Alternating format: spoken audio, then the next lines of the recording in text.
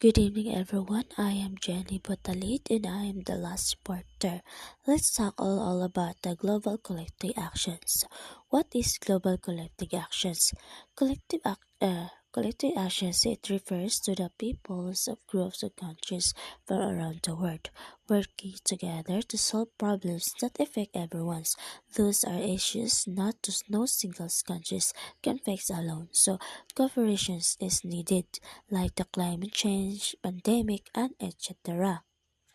And they are the global poverty march has to do with the exploitative practice that have passed for the past to development. So global poverty continues to exist because many so-called development practice actually take advantage of poor countries instead of helping them grow. Then unfair system and actions give them to struggling, making it harder for the people to escape poverty.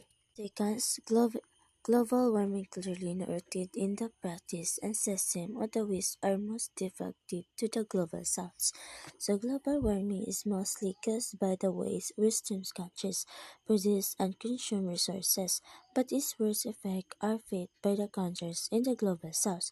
This means that those who contribute less to the problem often suffer of the most for climate change. Third, gender issues clearly a continuing injustice but complex because issues are both universal and very particular. So gender issues are ongoing problems that show inequality between men, women, and other gender identities. They are complicated because some challenges are common everywhere in the world, while others depend on the specific cultures, society, or situation of the country of community. 4.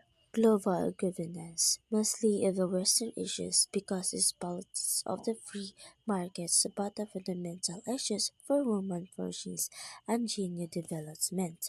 So good governance means having leaders and institutions that are honest, fair, and responsible.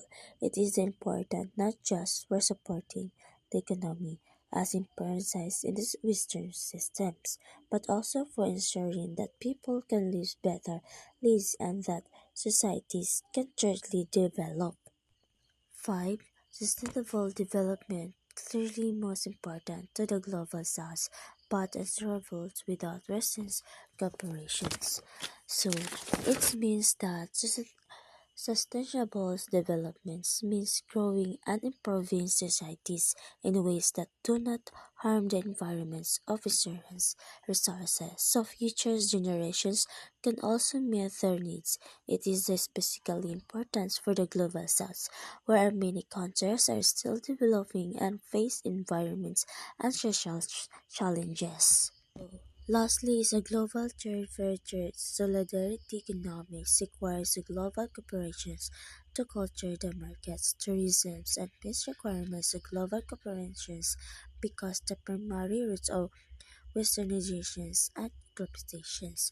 So this means the global trade for trades and solidarity economics involves the countries and communities working together to ensure that goods, service, and there are the contributes fairly tourism and peace are also global issues because conflicts often are areas from the exploitations and unfair practice like to the Western influence affecting many countries at once.